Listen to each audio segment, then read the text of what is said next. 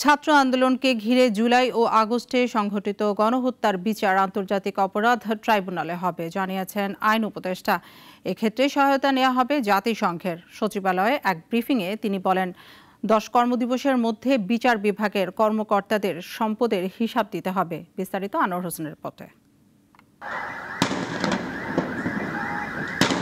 বৈষম্য বিরোধী ছাত্র আন্দোলনে গেল 5 আগস্ট পর্যন্ত সরকারের নির্দেশে নির্বিচারে গুলি ও হত্যাকাণ্ড চালানো হয় ছাত্র জনতার উপর।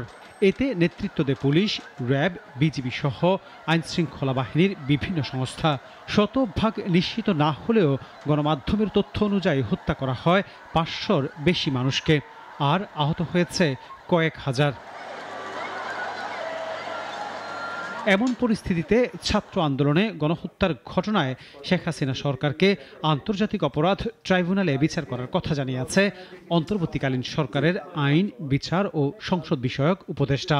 সকালে সচিবালয়ে গণমাধ্যম কর্মীদের সঙ্গে আলাপকালে এই কথা বলেন।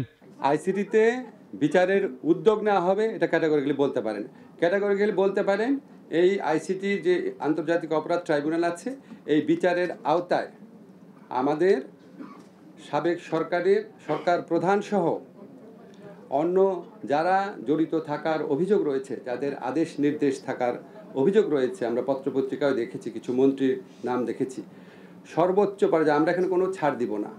সারা দেশে মিথ্যা ও হয়রানিমূলক মামলা 3 দিনের মধ্যে প্রত্যাহারের উদ্যোগ নেওয়া হয়েছিল জানিয়ে আইন উপদেষ্টা বলেন, এই উদ্যোগ নেওয়া হলেও মাঠে পুলিশ না থাকায় তা করা সম্ভব হয়নি।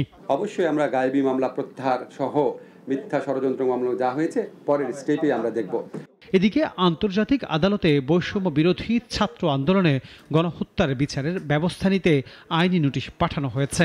মঙ্গলবার সুপ্রিম কোর্টের আইনজীবী মোহাম্মদ মাহমুদুল হাসান এই নোটিশ পাঠান। জুলাই হত্যাকাণ্ডের বিচারের উদ্যোগ। আনোয়ার হোসেন, নাগরিক, ঢাকা।